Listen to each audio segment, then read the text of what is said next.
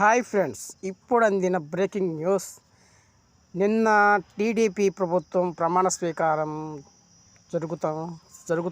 జరిగింది కదా. ప్రమాణ స్వీకారంలో పవన్ కళ్యాణ్ కాళ్ళు మొక్కి ఆశీర్వాదం తీసుకున్న లోకేష్.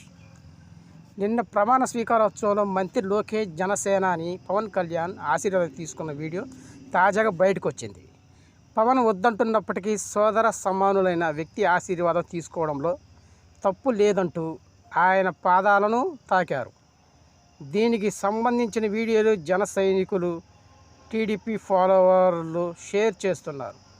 ఇది చూశాక లోకేష్పై మరింత అభిమానం పెరిగిందని, ఎంత ఎదిగినా ఒదిగి ఉండటం ఆయన స్పెషాలిటీ అని కామెంట్ చేస్తున్నారు.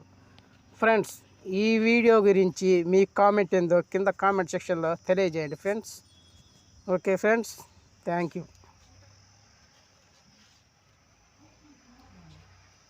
అయిపోయింది.